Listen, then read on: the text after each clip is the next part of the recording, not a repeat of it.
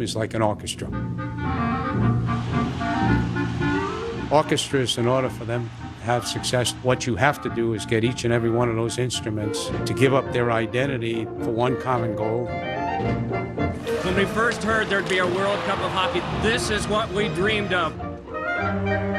Orchestras made up of violinists, skilled players.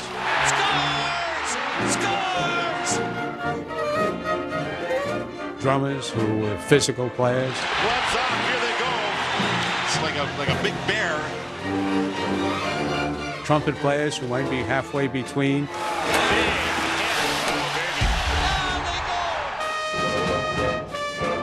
When their 30 seconds are up, they knew to allow the next person to do what he has to do. What a powerful team this is. The orchestra that we had gave ourselves the best opportunity to win. Our expectation is sky high for the 1996 World Cup of Hockey. I was part of something incredible. The best team in the world was Canada. You had Canada in Canada. The maple leaf trumps everything. With the possibility of losing to Team USA. Canada's national pride is at stake. We have to win. They're fighting for every inch. It was just mayhem. It's chaos. Were there any rules at all? We have a chance to knock the king off the crown. Orchestra is a bunch of people who are willing to sacrifice. That's the only way that music is going to be good. Man, what a wonderful game!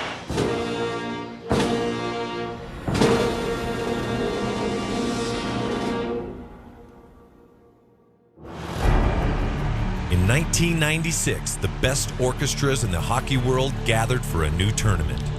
From the Olympics to the Summit Series, to the Canada Cup, came this latest incarnation of international competition. It was called the World Cup of Hockey. The superpowers of the sport are set to hit the ice. And it featured the greatest players from around the globe, a who's who of NHL talent representing 8 countries. What a move! What a goal! There it is! Oh, these fans are enjoying this. But make no mistake, one orchestra clearly played above the rest. Score! Team Canada! Team Canada. Team Canada. Canada had the upper hand just in terms of reputation and experience. No one was going to beat them. It's just frightening, the talent.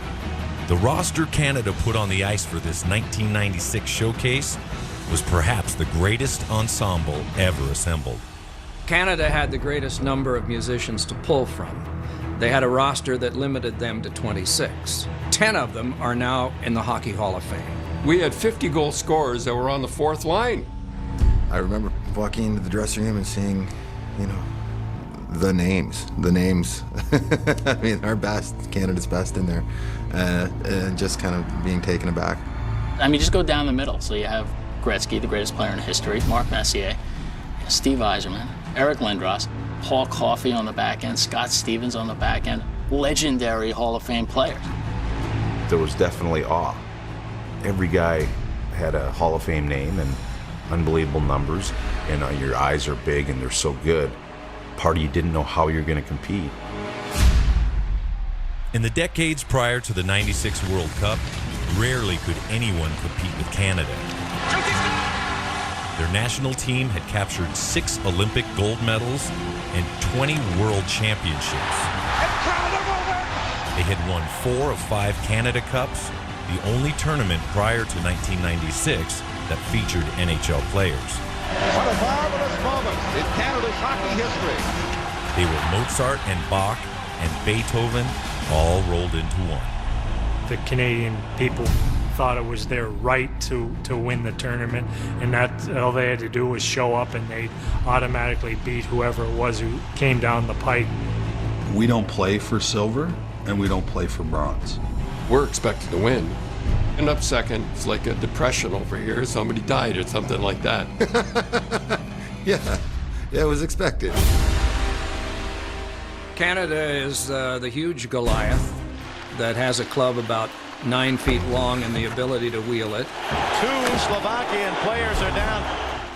The only team that had a sniff was the Russians, but they were never able to meet the physical demands of the Canadian team. They're tough. Scary, physical. In your face, that was kind of Canadian hockey. A lot of the other teams, they didn't have that little edge that I think the Canadian teams have. Primo crunched Malakoff right into the boards. And Goliath wasn't content manhandling the Russians. Throughout the 70s and 80s, beating up Team USA was almost a rite of passage. Typically, Canada would start leveling the physical hitting. Randy Wood goes at it with Lindros. The U.S. would either back off or respond, Sergeant Shanahan into the goalie and Richter reacts. take penalties. Canada would score on the power play. 4-on-1 break. Shoots his... End of the night. They'd just push you away, right? And then they'd win. Gretz would get 3 goals, 2 assists. Lemieux would get 4 goals and 1 assist. And all of a sudden it's 8-1. And it's like, didn't think we played that bad. Well, yeah, no, you did. They score! Mario Lemieux has the hat trick! So here's the sad history. In Canada Cups, the U.S. was 0-7-1 against Canada. And they had not won at the World Championships against Canada in 20 years. They had it handed to them over and over again. We were second-class citizens. By the time the 1996 World Cup rolled around, the United States was an afterthought in international hockey. In the previous 35 years, Team USA had just one title on their resume. It was called the Miracle for a reason. The United States had never won anything outside of the Olympic Games in 1980. There was always that hope again that the U.S. would pull together and win another one. Americans didn't understand, watching, that this was not something that was going to happen again and again and again. It's like, well, the 80 team won, why can't you guys win? Well, because the natural order of things is the Canadians win, and, you know, we all fight for the other medals. When you're on the losing side more than the winning side, you develop a hatred. I don't know if the Canadian guys felt that way about us. No, not at all. I wouldn't dig that deep. You don't have a rivalry unless both teams are good. U.S., we did feel like we needed to earn respect. Did you guys know that you really held the upper hand against the U.S.? You know, I don't know how I should answer this. Obviously, you're American. So they don't look at, the lowly Americans. They don't think you're any good. The U.S. had to tell them, we're not your little brothers anymore. We're not taking this stuff. We're not going to just meekly lose to you and then say it was just a privilege to play against you anymore. 5 years before the inaugural World Cup of Hockey, Team USA tried to send that message. Tonight, North meets South, Game 1 of the Labatt Canada Cup Final. The result of the 1991 contest was as predictable as ever. Canada jumped out to an early lead and held on to win the tournament. Midway through yet another painful loss, the anger began to boil over, and the Americans took out their frustrations on Canada's most iconic figure. Gretzky chasing it into the United States zone against Chelios. Finally steps around. Baby, did he get nailed? Gary Suter descended from 80 greatness. He had no interest in just accepting the fact that Wayne Gretzky was a god on the ice. You're playing hockey. He cross-checked him, a real cheap shot head first into the boards. Yeah, that brought on a bit of a firestorm. And it started a lot of the bad blood. Gretzky's hurting. He got lumped together into the ice. He is hurting. This was challenge. This was not backing off and showing all the respect Canada felt was normal. And I think that could have been the biggest problem. They respected him so much. Oh my God, there's Wayne Gretzky. Oh my God, there's Mark Messier. Instead of going, okay, we got to play against these guys, right? You know that things are going to heat up when Gretzky gets hit and gets knocked out of the game. We've shown respect for a long time. So here's one occasion when we're not. Maybe there are going to be more. And in 1996, there were more. Team USA gets its first victory. They've defeated Team Canada. The 1996 World Cup of Hockey was barely underway, and we had already seen an upset. That was a very emotional loss for Team Canada last night. All their guys said how bad they played and they weren't ready for a good young American team. Team Canada seemed disinterested. It was a tired team. They did not play certainly as well as they had hoped. In a way, it's a sign of disrespect by saying you just beat somebody, there must be therefore something wrong with them. Canada could have made a better game of it. That was all brought to our attention by Ron. From day one, that was it. No respect. Canada gives you no respect. Well, you know, that's the gamesmanship within the game. Everybody measures themselves against us, which means they are going to try and play a psychological game. And so are we. Everyone looked at it and said, yo, yeah, you're right. So let's go get our respect ourselves. Which is exactly what they did. Hall around behind. Full pass and Brett scores! And it's 5-1. The U.S. breezed through the rest of the preliminary round, including beating Russia with surprising ease. It has been impressive for Team USA. 19 goals in 3 games in the preliminaries of the tournament. With a 3-0 record, the Americans advanced to the semifinals. Canada's road was a bit tougher, but as expected, they too advanced to the semis. There is a lot of easier breathing. Is there ever? Rounding out the group were the talented Swedish team and the always dangerous Russians. And guess who the United States had to face next? Why is it almost every single tournament USA has to play Russia to get to the final? Russia. Although the U.S. had beaten them earlier in the tournament, the Russian team was loaded with NHL stars, and advancing was no sure thing. You look at the Russian team, like, they had their fair share of Hall of Famers, too. Fedorovs and the Kovalovs and the Larionovs, they're just so talented, and it's scary. Everyone was, well, this could be the end of the road for the U.S. Adding to the drama was where the game would be held. They would play in front of a hostile Canadian crowd in the capital city of Ottawa. Curious reaction from the fans here at the Corel Center. It seems like a partisan Russian crowd. You've already beaten Canada, and, you know, an enemy of your enemy is your friend. You get the feeling here there's some Russian fans in the building. Some American resentment. I think the louder they booed, the more it helped. Now they're chanting for the Russians. The guy who really got booed, the biggest was Brett Hall. And Hull hearing the boos here at the Corel Center. I think it was probably midway through the second period. I'm like, why are they booing you so bad? And he's just like, what are you, new? He goes, I'm Canadian. They want me to play for their team. Brett Hall was born in a nice town in Canada, Belleville, Ontario. He was eligible to play for both Canada and the United States, and his native soil did not pick him for the team, and that registered. That was in 1986. Team USA jumped at the chance to add Hull to their roster. 10 years later, Hull's choice of team was clear. Team USA gave me an opportunity that I'll never forget, so I'm not going to be disloyal to them. And so I said I am committed to Team USA no matter what. Every time I got the puck, they'd boo me. Brett Hull on right wing, and he's hearing the boos. And I look at Doug Waite, and I'm like, has it gotten to this? The Russians are more popular than us? And we just said, let's just give it to them.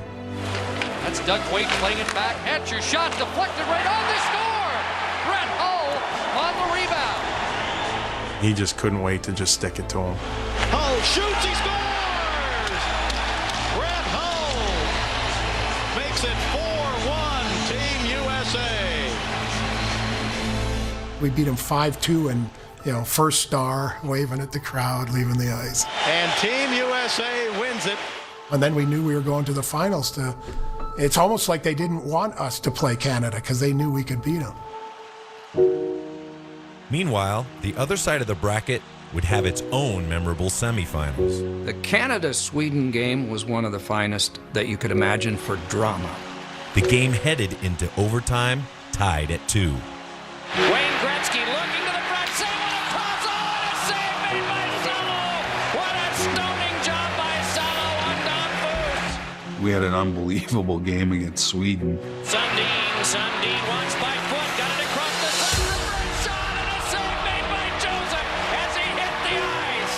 I was pulling for Canada in order for us to grab the wheel of the bus. The other passengers had to be Canada. Johansson, here's Sundin moving in, a shot is saved by Joseph. But I wasn't sure that they were going to pull it off. I actually thought they were going to lose. Man, what a wonderful game. And the horn sounds the end of overtime number 1. They hit a couple goalposts in overtime. Alfredson up with it into the slot, a shot hit the post. Oh, man. My job is to, to score goals and score goals in big moments, right? Paul Coffey picked up the puck from behind the net and skated up the ice, and I just sort of followed behind him as support in case he lost the puck, and he did lose the puck. Coffey there, follow up by Fleury, and a shot, deflected, score! Canada wins this marathon and will play for the World Cup. If we lost that game, it would have been obviously crushing for the country and for us all. When you look back at the tournament, I guess if at the start you're in North America, you say, wouldn't it be nice to have a USA-Canada final? And that's what we've got. Not only is this the biggest thing in Canada, it has now started to take on at least a few legs in some communities in the United States. USA! USA! We had some hockey going on, and it was our nation against the one to the north. And even people that don't follow hockey all the time know that there is a favorite and an underdog here. And oftentimes you can get more passionate about something if you can establish that.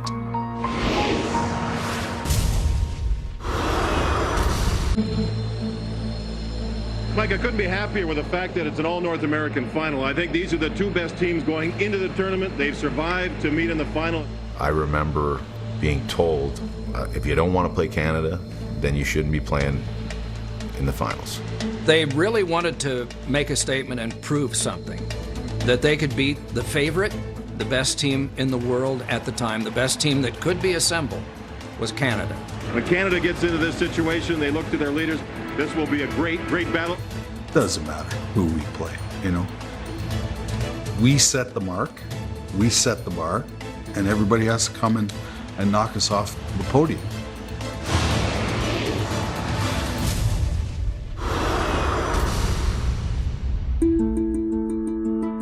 Ron Wilson, head coach of Team USA. Your team, the only one undefeated going into the final, yet some observers say it's not so much your team, but the flaws in the other teams that you faced. How do you react to that?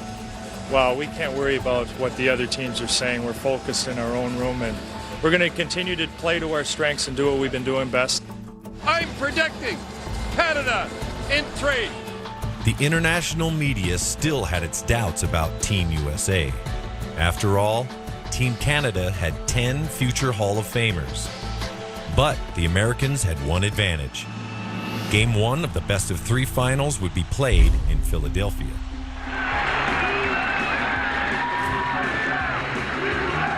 This should be ours. It's in our backyard. It's in Philly. This should be our game in Game 1, and that's definitely not the way it turned out.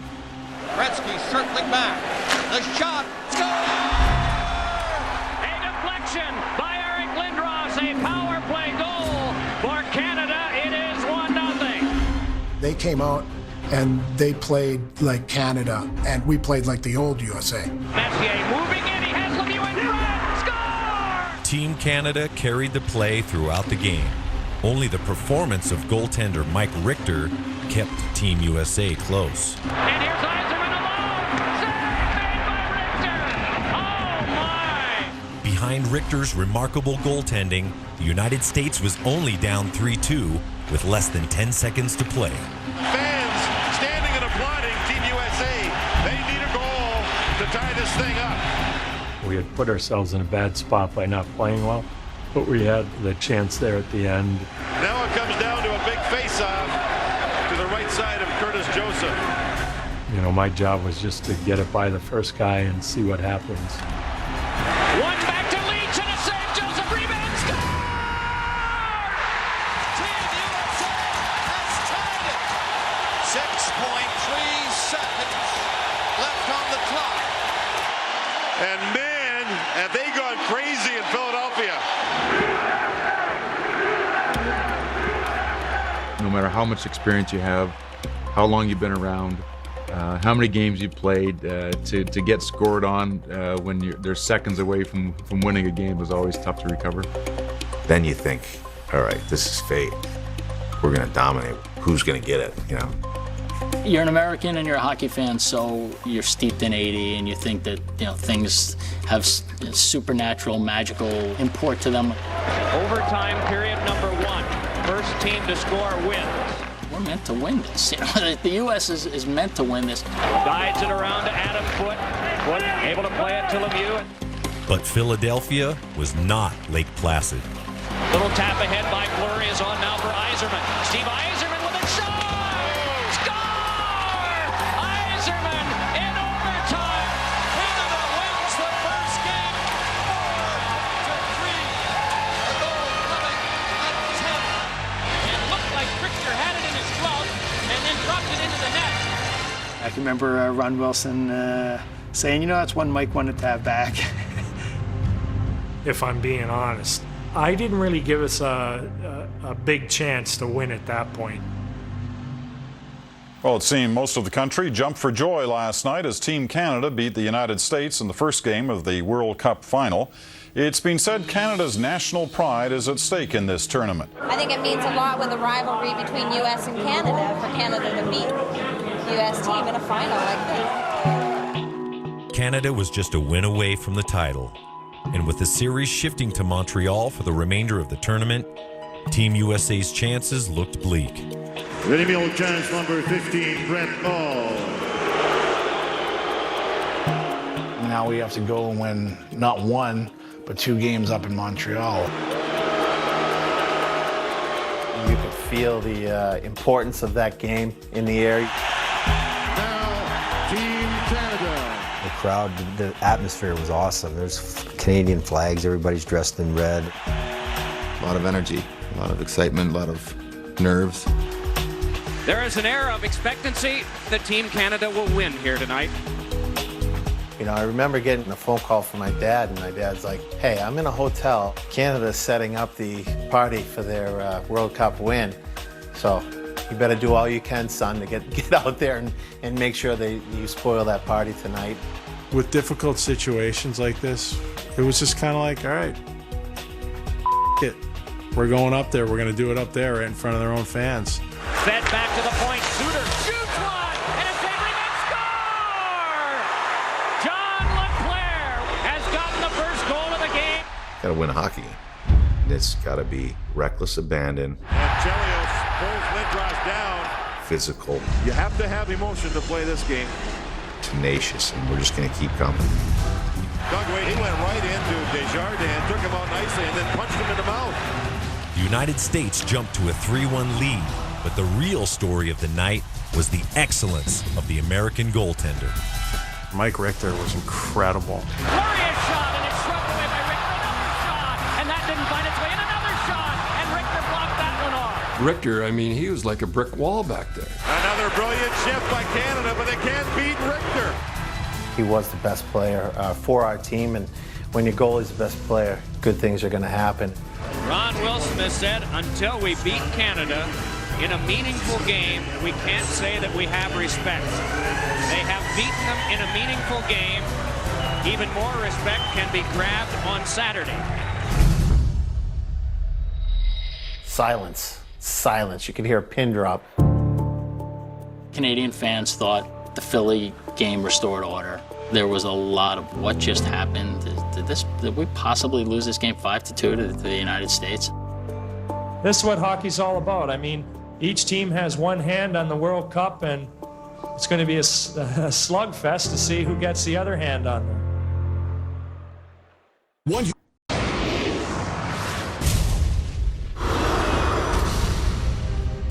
This is what we dreamed of when we first heard there'd be a World Cup of Hockey, that it would go to a third game in the U.S. against Canada. The expected team had played well and won the first game. The other guys had won the second game. And so now it becomes paramount to Canadian honor to win the third game. You're expected to win. Second place is not necessarily tolerated. It's really the one thing we have over the Americans, and we'd like to hold on to that. We'd like to bring down the American ego that they're the best, and actually they're not. We stayed at the hotel, which is like a block from the rink. So we're walking through with security, like thousands of people. It's chaos. These people are painted, they got the Canadian flags going, you know, people are yelling at us. I'm not sure whoever says that Canadians are really polite ever went to a World Cup game. It was just mayhem. It was literally screaming at us, and it was like you were rock stars going into a place, but they didn't want to hear you. This will likely be the largest crowd tonight to ever watch an international hockey game.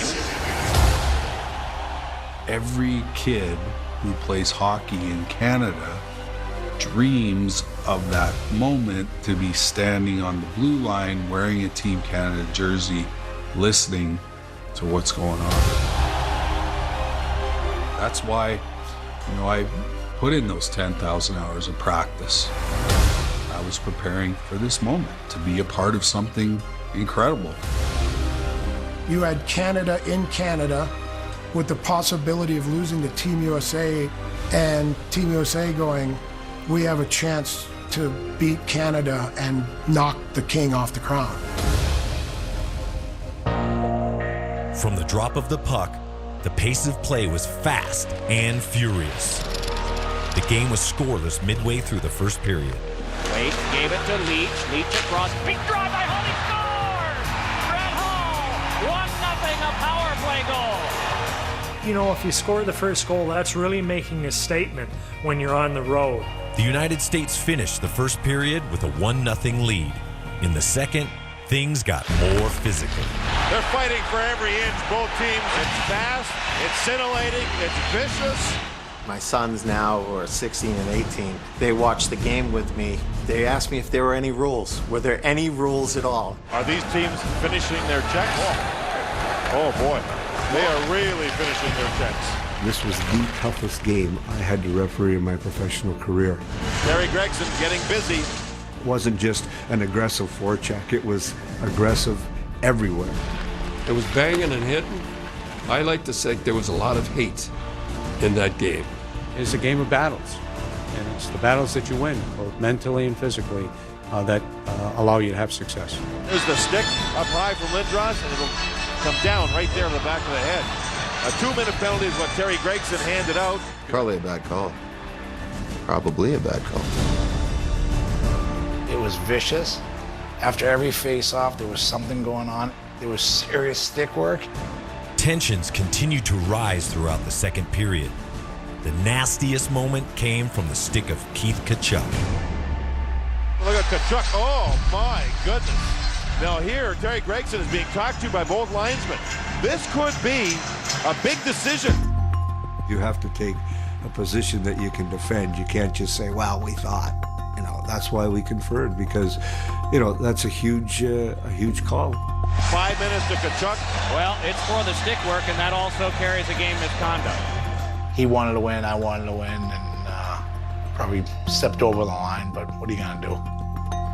It was a little bit of a warning shot by the refs. I don't think anybody necessarily saw it coming, but understood where they're coming from.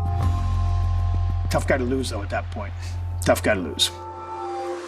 As second period play resumed, the U.S. turned to their goaltender and Game 2 hero, Mike Richter, to preserve their 1-0 lead. Claude Lemieux got it back to Graves, and a save made by Richter. We were sitting right behind Richter's cage, and how many times we watched Canadian players put their hands up. Lindros did it a couple of times. Sure, the puck was in the net, and it wasn't. Wayne Gretzky sent it in front. Lindros, oh, remarkable save again by Richter.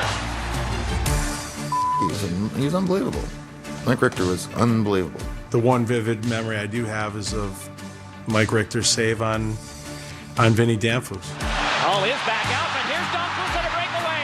Danfus, and a remarkable save made by Richter. He came down on a pretty clean breakaway, and he kind of deked me out of my jock a little bit. I went too hard on his second to last deke, and then he went to stuff it in. I was able to get my stick back there. These are games that make legends out of hockey players, and Richter is becoming a legend already. I could feel kind of the stadium going, oh, there it is, and then it wasn't, and that was a good feeling, because you know that can frustrate a team, and it can frustrate even an arena. At some point, you're wondering, will you ever get another one by this guy? In that second period, Richter stopped an astonishing 21 shots.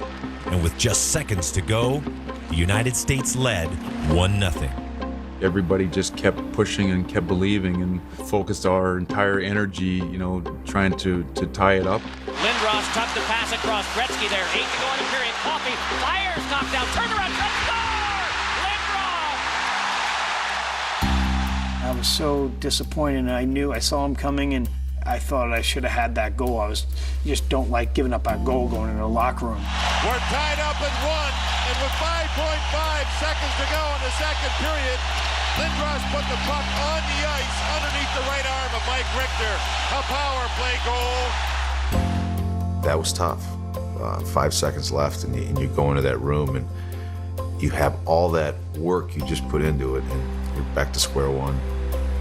If you give up those goals late in periods and close games, those teams usually lose.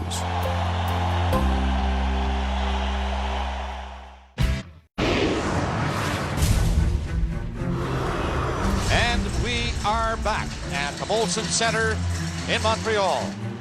Someone said you're going, 1-1 game in the final period against Canada for the World Championship. You take that every day. This crowd enjoying another great hockey game. The United States dominated early in the third, Denmark trying to set it here, but failed to convert. Midway through the period, the game was still tied at 1. I remember how exciting it was, that holy cow, third period, we had a good feeling. We're all elite players. We all love the opportunity to be a part of history. All shanked it off the boards, but it's Foot with a shot. He scores! Canada leads for the first time in a hockey game. You gotta be kidding me, after all we've kind of weathered. I know Richter has yet to see it, and he heard that awful sound behind him when the puck hit the try. Like it's happened so many times in history for Canada. We need a big goal, and Canada's always seemed to have been able to get it, and sure enough, we got it again. A huge goal with 7:10 to go. When he scores that goal, you would have thought the bench would have just went, and it almost went the other way. Every guy perked up. The coaches, the players, everyone went like, oh, now we gotta go. But time was running out for the U.S. With less than 4 minutes to go, they trailed 2-1. It looked like Goliath would win again. The expectations of a nation on Canada. Then came this. Help came from Lemieux. Lemieux fired, waiting for his lead. Shoots one, deflected, score! The game is tied with 3:18 to go. Brian Leetch let a shot go. The direction on it was changed, and into the net it went. Brian shoots it, and I get a piece of it. Cujo's looking up for the puck, and it bounces through his legs. And all of a sudden, we have a tie game. But the Americans couldn't celebrate just yet. Well, the Canadians are complaining it was a high stick. Gregson is going to call upstairs to the video goal judge and see if the stick was over the crossbar. Oh, baby, that is close. It was awfully close, wasn't it? It could be, it might not be, it isn't. They are continuing to view it. We had some concern on the bench. Holly's like, there's no way they're counting this. Well, yeah, because we were in Canada. I said, for sure, they're going to screw us. And Gregson says, the goal, yes. And they didn't. I was like, holy mackerel. Things have changed. And the score is tied at 2. It's like overtime right now. 3:18 to go. Ron Wilson addressed Tony and Monty the morning of the third game. Ron said something to the effect, you know, you've got the winner tonight. And jokingly, Amonte responded, "Can I be Mike Eruzione?" And Wilson said, "Sure, you're ugly, you're Italian, and you went to Boston University, just like he did." 2:40 to go. Game tied at 2. Hatcher with it. Shoots one, save, rebound, score! Amonte has broken the tie! But once again, there was an objection. Curtis Joseph came out and pleaded to Gregson that it was kicked. Like, Tony, did you kick it? He goes, "No, hell no, I didn't kick it. It hit me." When they went for the review, it was definitely fighting, you know, saying, you know, that was all stick. That was all stick. Terry Gregson was in the left corner. He was looking right at the play, and he was emphatic that it was a goal. Now it's being questioned. Over I go again. That's a legitimate goal. That goes in. That's a good goal. Point goal. Team USA is ahead 3-2 with 2:35 to go in the third. Tony Amonte gets credit for it. 2 goals by Team USA. Both of them reviewed, both of them found to count. Hey, there's still time on the clock. There's still opportunity for us to tie the game up. With less than a minute to go and a face-off in their offensive zone, Team Canada pulled their goalie. Messier's on the draw on his backhand. Obviously, at the time, he was one of the best face-off men in the world. He wins the draw back to the point, and Gretzky kind of slips to the back door.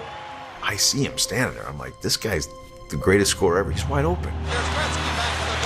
When your team is down a goal, who do you want to have the puck? Wayne Gretzky. Right. Back to Coffey. Make it a shot in the air, right in. Gretzky was open. It hit his stick and bounced away from him. Strength off Gretzky's stick. Oh, man. Wayne Gretzky had a chance. The puck glanced right off the blade of his stick, through his legs and wide. You know, the greatest player that ever lived. You know, when he misses from there, you know, someone's on your side. Now a backhander by Dumfries has sailed all the way back down the ice and in. The USA is about to win the first World Cup of hockey. Bedlam. I've never felt like that. It was an amazing feeling. And then Daddy kind of ended it with just a real special goal. Adam Denmark has drilled one into the net, and Team USA has a 5-2 lead. All these goals had gone in. It was like 4 goals in 3.5 minutes. So we could actually enjoy the last 10 or 15 seconds of the clock counting down. Team USA has won the World Cup. Team USA pouring onto the ice to smother Mike Richter. I had no idea what to do. I looked at Chris Chelios and I go, what do I do? I never won. Right? And he goes, well, drop your stick and gloves and come give me a hug. This is no miracle. It is a reward for building excellence. It felt great. You know, felt so proud. Putting on your country's jersey is always it is really a special thing. We did it. We did what we set out to do. We held our ground against Canada, and we did it in Canada. They played better. They scored more goals. We lost. What are you going to do? Unfortunately, in Canada, we don't ever play for second place. And when you lose, it's devastating. Canada's hockey fans could use a national therapy session. There are millions of depressed Canadians out there as the United States beat Team Canada to win the first World Cup of hockey. It was like mourning. People wouldn't speak, they wouldn't even look, and they knew who we were. It was like, oh my God, it was like Montreal had turned into zombies. The best team usually wins. We played Canada, we played a great game. Unfortunately, USA played a better game. I remember being a kind of a smart aleck myself and saying that Canada's flying their flags at half-mast. I think the Americans winning, and I hate to say this because, you know, of the rivalry, but, you know, them winning was great for hockey. This is a gigantic boost for hockey in the United States. Just as many of the players on the '96 team were inspired by the events at Lake Placid, so too, in some ways, a younger generation of Americans were inspired by this team. For USA Hockey, and for little kids playing the game, who are now professionals now, it was enormous. I remember watching the game. I mean, I was 12 at the time, but I remember you have that real sense of patriotism when you're watching your country and they end up winning. They had some pretty special, pretty talented players. Those are the guys that young Americans like us, we grew up idolizing and wanting to be. This is the best American collection in history. Let us, from coast to coast, congratulate the American team. It was David and Goliath. We came right into the Lions' den and beat Canada at its own game. I'll tell you, this is a great, great feeling. And it was guys who believed and collected themselves in August in Providence, and in 30 days' time, went to the top of the mountain.